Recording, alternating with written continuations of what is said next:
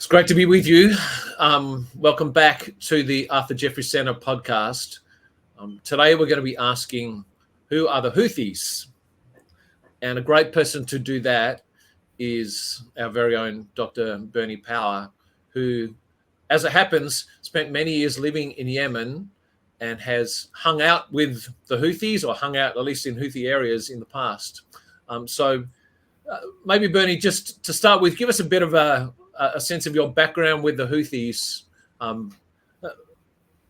Like, where are they from? What country are they in? And how is it that you came to know the Houthis? Yeah. So we lived in Yemen from about 1998 to 2007. So 9 years.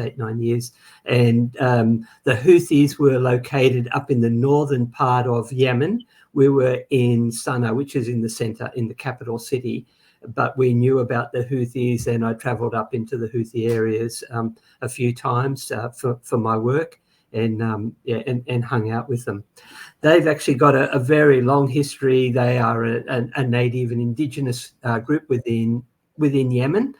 Yemen's probably one of the most tribalized countries in the world. There's about somewhere between 200 and 400 tribes in Yemen.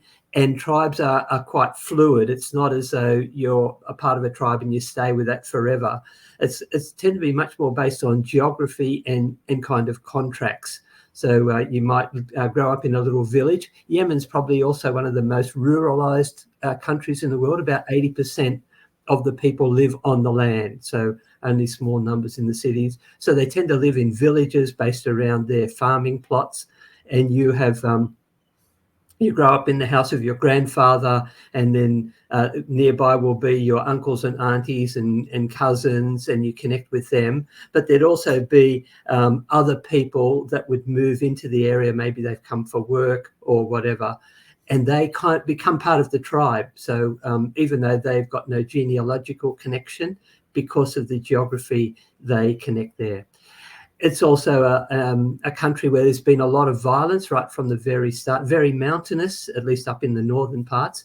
And the people tend to fight with each other. And so you having a group of people around that would support you was very important. And they would often form a tribe of a coalition of villages and even larger groups.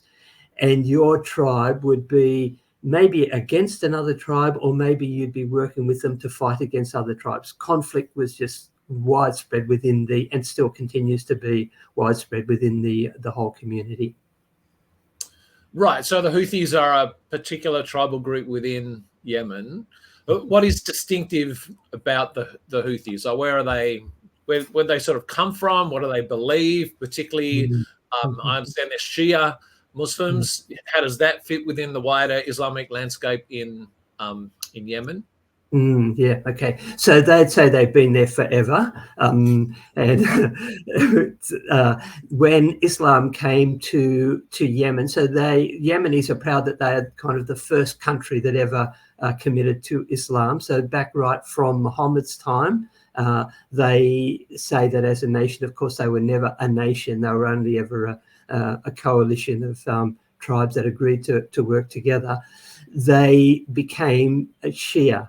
As Islam spread, it's very early started divided into groups, and some decided to follow Ali, who was Muhammad's cousin and his son-in-law, rather than the other caliphs.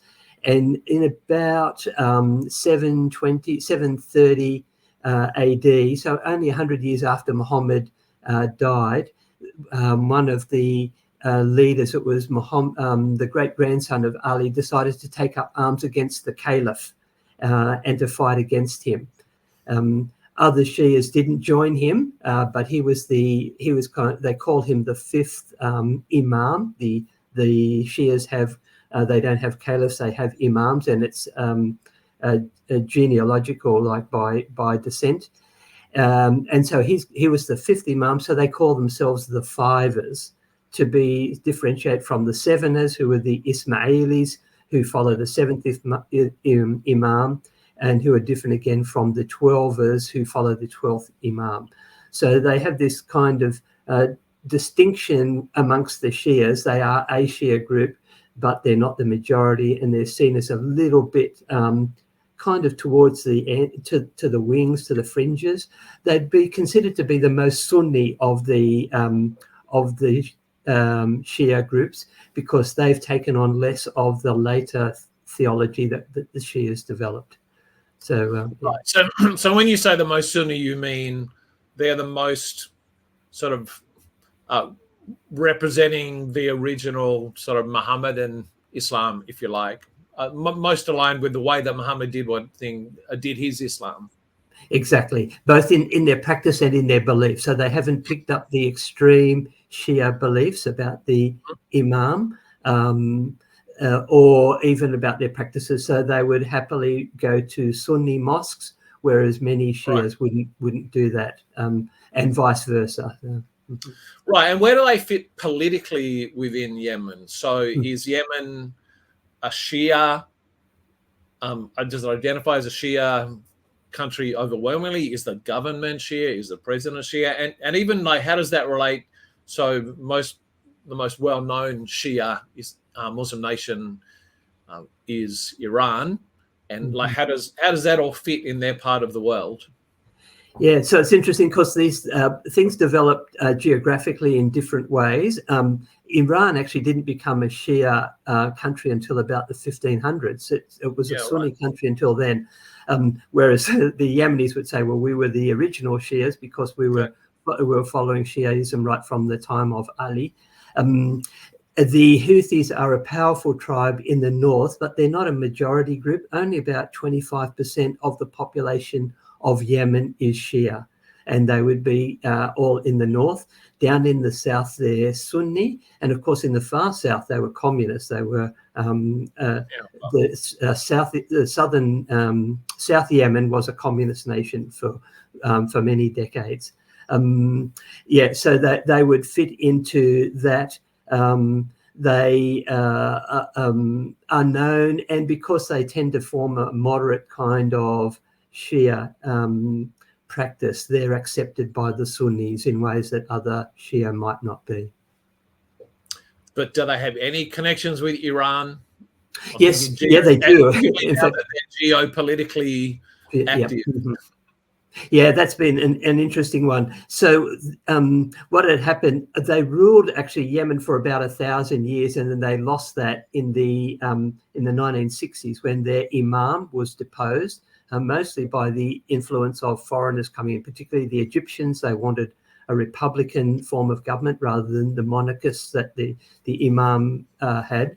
And so they lost power then, but they think that they still should have power because they ruled the country for that period of time. And so in order to get that back, they aligned with the Iranians, and particularly after the Iranian Revolution, they saw this as a pathway to getting power back again. And so they started sending their people off to Iran for training. And an important leader amongst the Shias, a guy called Muhammad al-Houthi, actually went and trained in Iran. Then he came back with the Iranian kind of concepts. And in the 1990s, they formed a group called the Believing Youth, which was a youth movement. They established school clubs, summer clubs, and they wanted to promote a Zaydi revival, they said. And these things got big. They're 15,000, 20,000 students would turn up to these each year. Because they weren't politically active or violent at this stage, the government didn't do anything about them. But by the in about 2003, they decided they would make their move, and they then started attacking, militarily organizing and attacking the government, but also attacking across the border to the Saudis, because they didn't believe that the Saudis had legitimacy and there was always conflict between the two of them. So they started making enemies in both the north and the south. Bernie, we're having this conversation now because they've risen to they have a global profile now, because they've waded in to particularly events happening in Israel, and they're involved in terrorist actions or military actions, attacking shipping around Yemen. Help us understand what's going on here. Like for a start, is there a Jewish community in Yemen? Like what's the thing? What's the history? What is the Houthi history with the Jews for a start? And then we'll move on to how it fits with what's going on in Israel. But yeah, what's their take on the Jews? Full stop. Yeah.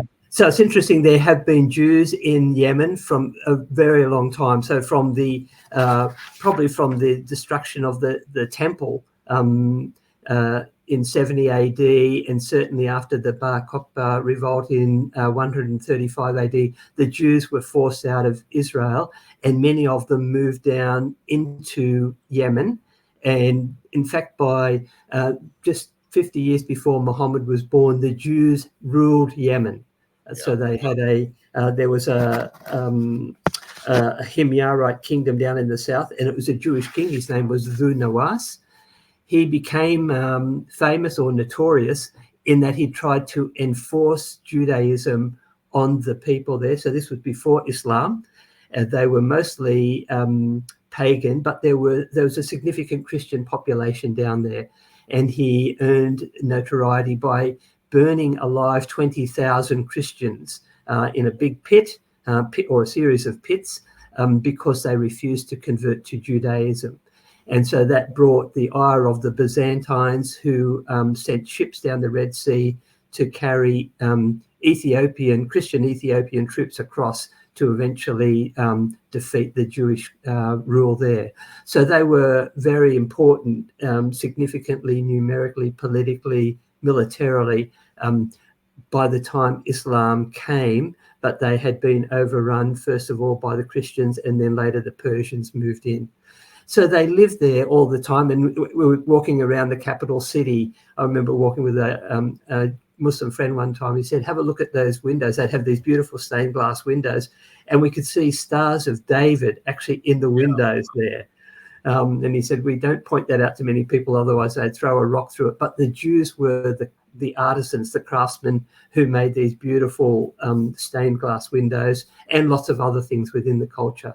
They were accepted. They were considered to be dhimmis, so they had to pay the jizya tax, and they were sometimes they sometimes thrived under Islam. Sometimes they were persecuted. But they, as they did in other cultures, they could rise up to quite high levels, and then at other times suffer terribly for being Jews. And in fact, they didn't. When the Zionist movement started in the 1880s, and Jews started to move into Palestine and buy land, thousands of Yemeni Jews moved out of Yemen and they moved up there.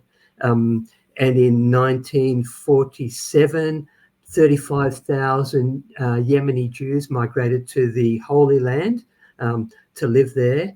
And in the famous Magic Carpet operation, the Israeli government airlifted about 50,000 Yemeni Jews from Yemen into Israel. So there's been a significant portion of Jews living there. They reckon that there were Jewish, when we lived in Yemen, there were Jewish villages there, but they were increasingly under pressure, and they say that now there's only one Jew left in the country and he's in prison. All the others have been taken out, yeah. Wow. So you mentioned there the establishment of the State of Israel after World War II. And what is the Houthis? I mean, clearly there's been a checkered history, if you like, and the up and down interactions between Houthis and Jews over the years. What's their take now? Like, what's their position on Israel? What's their position on Jewish status and Jewish state, and like what do they think about what's happening in Palestine? Yeah, it's interesting. So right back in 1947, when the United Nations partition plan was put to the UN, or the UN came up with it, Yemen was only one of the 13 out of the 15 countries who voted against it. So the other 44 countries supported it, saying that we support the two-state ssolution, that the Jews could have their area and the Palestinians could, but Yemen voted against it, along with Saudi Arabia and a couple of other Muslim nations. And then when the war broke out the next year, when Israel declared its independence, the combined Arab states, all of the ones around it, so Lebanon, Iraq, Syria, Jordan, Egypt, and Saudi Arabia, all attacked Israel, and Yemen actually sent troops to go up and fight there as well. So there were Yemenis fighting against the Israelis back in 1948. In 1982, when the PLO was kicked out of Israel and then forced out of Lebanon, the Yemeni government actually hosted the PLO or PLO workers, and they brought in Palestinian school teachers, and they were amongst the first of the nations to recognize a Palestinian state in 1988, that was. So there's always been this very strong support for the Palestinians and opposition because of the Jewish presence that had been in Yemen that had left. Right. So presumably that's what it is that's driving their wading into the conflict, or is there a particular reason why they think it's up to them to get involved in what's happening at the moment in the Middle East? Yeah, so it's interesting. Over the decades, they've always been very negative towards the Jews. And when we lived there, I remember one particular thing. There was a big public rally. I think it might have been the time of the Second Intifada, the uprising, and the president at that time, Ali Abdullah Saleh, addressing tens of thousands, maybe hundreds of thousands of people in the capital city. And he said, "I will give a machine gun to any Yemeni who will go to Israel to kill the Jews." And everyone shouted out, "Yes, yeah." I don't know if anybody ever did, but that was because the Jews wouldn't let them in. But that was the sentiment that was around at that time. And the Houthis particularly have had a strong anti-Israel stance. They tend to be down the more radical end politically of the political spectrum, and so they would be often aligning with groups like the Muslim Brotherhood. It really suits their kind of sense of them being warriors and the kind of belligerent stance that they take towards each other. So that also expresses itself against Israel. And this connection with Iran, that they'd been, the support that they'd received from the Iranians for their uprising, they were bringing in not only Iranian weapons, but also Iranian training, and ideology has been a part of that. And so it was an easy thing for them to join with Iran in opposing Israel and getting involved in this particular one. So is there any way of not, like, are they a proxy for Iran, or is this really off their own bat? Yeah, it's a bit of a combination of both. So the Iranians don't control them. So the Houthis say, look, we're independent, and they're using it within their own nation to build up their own stocks, their own reputation. We've always been the people that have stood up for Islam. So they're just trying to look at their slogan is "God is great," so Allahu Akbar, death to America, death to Israel, and a curse on the Jews, victory to Islam. So they put those together, and this is all part of it. It's part of the pan-Islamist movement, where they want to see themselves as people who are standing up for Islam, whereas the government, which they deposed, so I missed that bit out, that during the Arab Spring, the president, Ali Abdullah Saleh, who'd been president leader since 1978, in 2011, he was forced to stand down. And then the Houthis moved into the gap, and they actually came down and invaded the capital city, and they took over a fair portion, about 1/3 of the country. So all the northern, the most populated area. about 70% of the population is now under Houthi control. So they've formed a government there, but it's not an internationally recognised government. There were never any elections. It's a bit like Russia invading Ukraine. They rule those areas, but nobody recognises them as the rulers. And the Yemeni government is a government in exile. So they've got a bit of a foothold in Aden, down in the south. Al-Qaeda tends to rule the Far East, the desert areas, and the Houthis have got all of the northern part, which has got most of the population living in it. So they see themselves as very independent of the Iranians, and they aren't necessarily in any way so subservient to them. They'll accept Iranian arms, and there's been a lot of that going on. Lots of weapons smuggling has been going on over the decades. So they're quite well armed, and so they're basically, in a sense, running their own war, but in accord with the Iranians, without necessarily following their orders directly. Right. So they're trying to establish their own bona fides as a Islamic nation and as a Islamist nation as well. What impact do they have? In contrast to the previous government, Ali Abdullah Saleh was very pro-American, pro-West, and very light on the Islamist thing, because the Al-Qaeda and whatever were fighting against him, although he even used them to fight against the Houthis when he was in power. So they would say, no, we are the legitimate Muslims. We've always stood up for Islamic values. They're more conservative in terms of the way that their women are allowed to act. And they'd say we're anti-American, anti-Israel. So we are the true, the true blue Muslims. Yeah.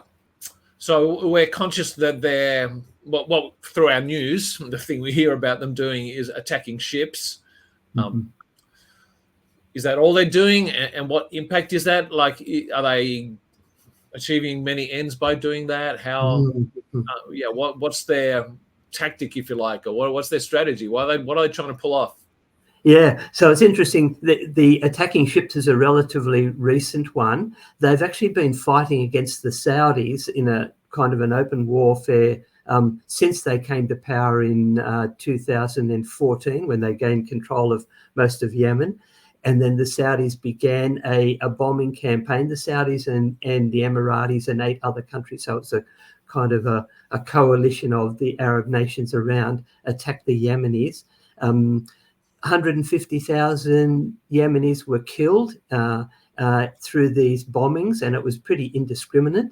And another 250,000 died through famine and disease. So it was a terrible time, and remember watching it. It was at its time the biggest humanitarian disaster in the world. 400,000 people killed in a period from 2015 until the ceasefire was signed in 2023. So for 7-8 years, this war was going on there. But what it did mean was that the Yemenis became pretty battle hardened, and so they developed military things. In fact, they were powerful enough to knock out half of Saudi Arabia's oil production with a bomb in, I think that was about 2015. They hit one of the oil installations and shut half of their oil thing. So they're quite military. It's not just a couple of mountain guys with rifles. They're getting Iranian weapons. They can use cruise missiles. So they're quite capable of hitting. In fact, they've even sent missiles from Yemen over to land in Israel, supersonic and high altitude ones. So the Iron Dome in Israel has taken out some of them. The Saudi air defense has taken out some of them. So they haven't been very effective in that arena, but they have been effective in the Red Sea. They've got a long coast there. It's quite narrow. And so 10 to 15% of the world's trade goes through there. It was an easy target for them to be anywhere along the coast with their highly mobile units, and they could take out ships. So there's been about 200 attacks on ships since October the 7th. They jumped in quite early, and as soon as Israel started fighting back, the Houthis said, well, we declare war on Israel. And they said, we're going to stop. They said, these ships from going to Israel. Of course, most of them are not going to Israel. They've got nothing to do with Israel. And so they began their kind of blockade. They said, we're going to blockade the Red Sea so no ships can go through. What have people done about it? What have the other powers, the supporters of Israel, but even just more generally, what have other nations who have been affected by this blockade, what have they tried to do to sort out the Houthi attacks? Yeah, of course, it's been an important thing. The Red Sea is a really key route for international trade. I think it also, besides carrying 10 to 15% of the world's trade, carries maybe about 40% of the world's petroleum trade. So right. It's massive. And so the US has formed a coalition called Operation Prosperity Guardian. It started off with about 20 countries, 10 of which wouldn't declare who they were. They just said the US said, we have 20 countries, but we can only give you the names of 10 of them. Saudi Arabia, interestingly, was not on the US list, so we assume that it was probably on the hidden list, yeah. Because they've got a lot to lose from this, and they want a revenge against the Yemenis for what they did to them. So this has been going on since then. It was formed back in, let me see, I've got it. It was formed straight away. Australia, by the way, is one of the members. The US asked Australia if we would send a ship, and Australia said no, but we'll send some personnel. So they sent over a couple of Navy people who've been involved in that. So that's been going on. In that time, I mentioned there's been 200 attacks. They've actually sunk 3 ships. The Ruby Mar was sunk, the British-owned, in February this year. And just in the last couple of days, 2 other ships have gone down. The Tutor, which was full of coal, was sunk by a speedboat, and another one called the Verbena, which was carrying timber from Malaysia to Italy, has been set on fire. It's been abandoned by its crew, and they think it will probably sink, if it hasn't sunk already, in the next few days. One of the issues is the ships that were travelling up the Red Sea would turn off their, they call it the IAS, it's like their monitoring system, because the Houthis were using these to attack them. So right. We're not quite sure where the ships travelling through there are, because they've turned off their devices that allow you to track the ships. Yeah.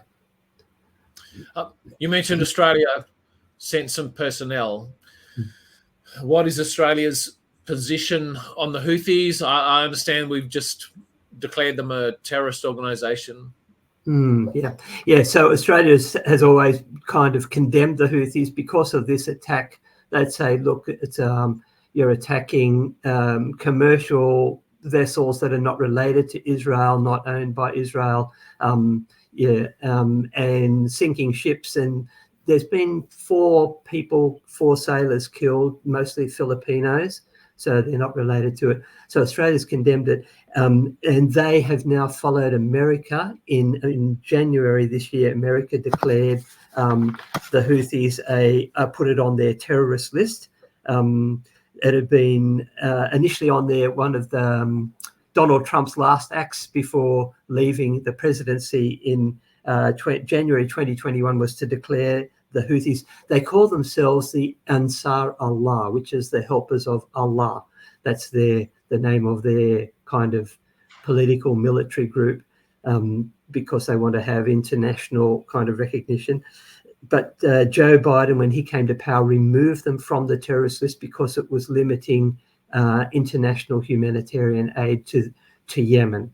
So you can't send aid to a terrorist group. And so he lifted that, but he then relisted them in January this year, and Australia followed suit just a couple of weeks ago. Mark Dreyfus added them. So the ASIO has a list of designated terrorist organisations. There's 30 on the list. 28 of them are Islamic ones. There's 2 European right-wing groups that are also on the list. So Ansar Allah, or the Houthis, have been added to that list as of this 2 weeks ago. Maybe one more question, Bernie. What's the end game here?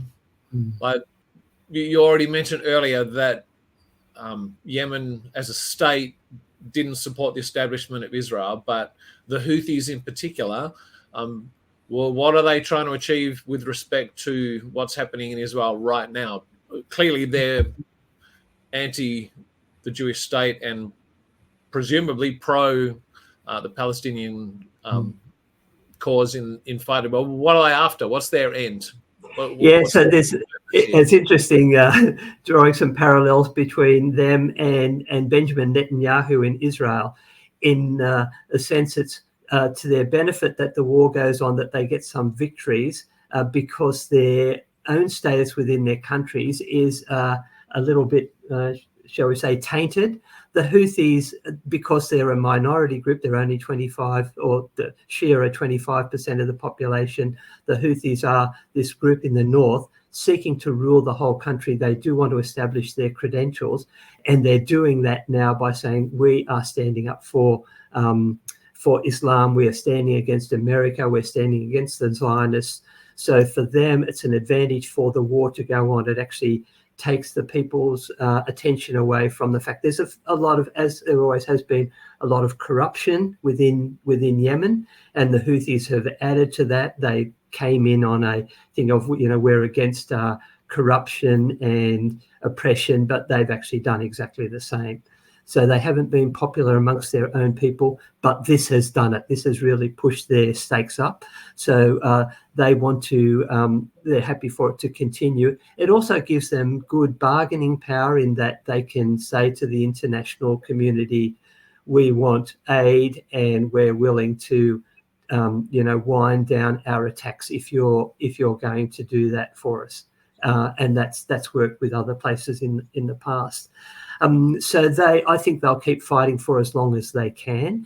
If the fighting stops in Palestine, obviously they won't be able to continue fighting on that cause, but they could keep up the cause of, well, Yemen has been badly treated. We want better treatment from the international community. We want international aid to come in our direction and those kinds of things. Great. Thanks, Bernie. It's been great to get a sense of who the Houthis are. And just for any watchers or listeners out there, just a reminder, what we're really trying to do here with this podcast is to, bit by bit, flesh out some of the ideologies that are driving various groups in the Middle East. As we've said, the Houthis have risen to prominence. They're a group that not many people know very much about. So we've been glad to be able to add it, again, flesh out who they are, what drives them, what their hopes are. So, Bernie, good to be with you. Thank you. Thank you.